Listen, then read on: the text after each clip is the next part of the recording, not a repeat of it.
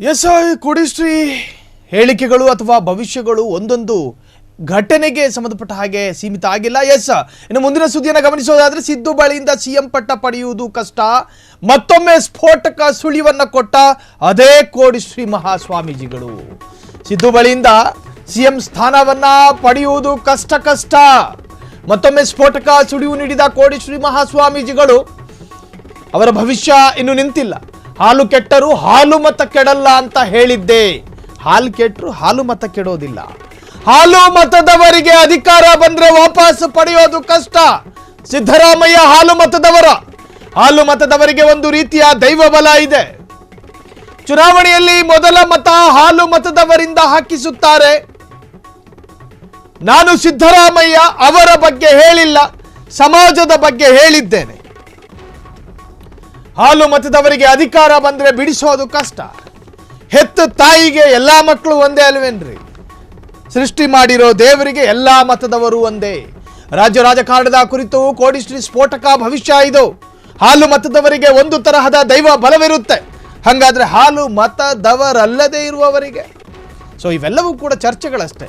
So ಕೋಡಿಶ್ರೀ ಮಹಾಸ್ವಾಮೀಜಿಗಳ ಮತ್ತೊಂದು ಸ್ಫೋಟಕ ಭವಿಷ್ಯ, ಹಾಲು ಕೆಟ್ಟರು ಹಾಲು ಮತ ಕೆಡಲ್ಲ ಅಂತ ಹೇಳಿದ್ದೆ. ಆದ್ರೆ ಹಾಲು ಮತದವರಿಗೆ ಅಧಿಕಾರ ಬಂದ್ರೆ ವಾಪಸ್ಸು ಪಡೆಯೋದು ಕಷ್ಟ. ಅದರರ್ಥ ಡಿ ಕೆ ಶಿವಕುಮಾರ್ ಅವರು ಎಷ್ಟೇ ಸರ್ಕಸ್ ಮಾಡಿದ್ರು ಕೂಡ ಸಿದ್ದರಾಮಯ್ಯನವರ ಕೈಯಿಂದ ಸಿಎಂ ಸ್ಥಾನವನ್ನು ಕಸಿಯೋದಕ್ಕೆ ಸಾಧ್ಯ ಇಲ್ಲ, ಅದನ್ನು ಪಡ್ಕೊಳ್ಳೋಕ್ಕೆ ಸಾಧ್ಯ ಇಲ್ಲ. ಎಲ್ಲಿವರೆಗೂ ಅಂತ ಹೇಳಿದ್ರೆ ಸಿದ್ದರಾಮಯ್ಯನವರೇ ಸ್ವತಃ ನಿರ್ಧಾರ ಮಾಡದ ಹೊರತು ಯಾರಿಗೂ ಕೂಡ ಅಧಿಕಾರ ಗಿಟ್ಟಿಸೋದಿಲ್ಲ ಅಂತ.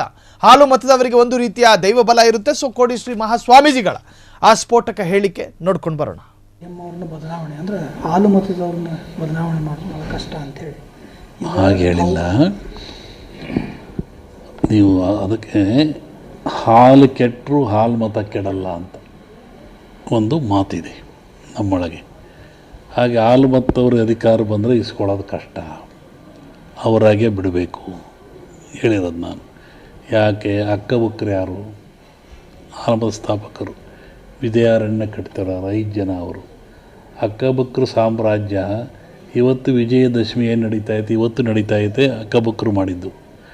ಛತ್ರಪತಿ ಶಿವಾಜಿ ಯಾರು? ನಿಮ್ಮ ಗದಿಗಿನವನೇ, ಅವನು ಹಾಲ್ಮತ್ತವನೇ ಶಿವಾಜಿ. ಆಮೇಲೆ ಆ ರಾಣಿ ಕಾಶಿ ದೇವಸ್ಥಾನ ಕಟ್ಟಿಸಿ ರಾಣಿ ಆಕೆಯು ಹಾಲ್ಮತ್ತವಳೆ.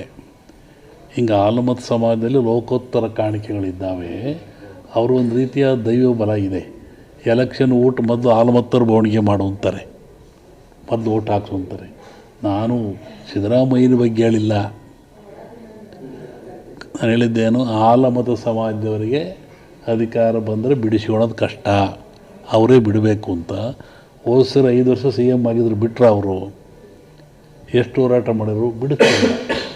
ಹಾಗೆ ಬಂದಿದೆ, ಅವರಾಗೆ ಬಿಡಬೇಕೆ ವಿನಃ ಬಿಡಿಸೋದು ಕಷ್ಟ ಅಂತ ಹೇಳಿರೋದು. ಇದು ನಾನು ಸಿದ್ದರಾಮಯ್ಯರ ಬಗ್ಗೆ ಮಾತನಾಡಿಲ್ಲ, ಸಮಾಜದ ಬಗ್ಗೆ ಮಾತನಾಡಿದ್ದೆ.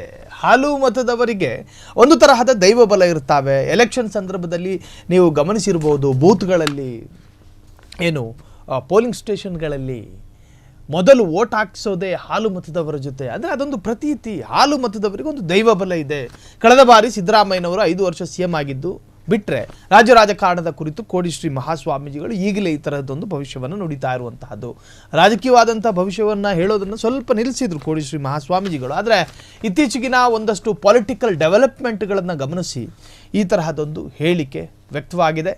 ಸೊ ಸಿದ್ದರಾಮಯ್ಯನವರ ಜೊತೆ ಅಧಿಕಾರವನ್ನು ಗಿಟ್ಟಿಸಿಕೊಳ್ಳೋದು ಅಥವಾ ಅವರ ಕೈಯಿಂದ ಕಸಿದುಕೊಳ್ಳೋದು ಬಹಳಷ್ಟು ಕಷ್ಟ.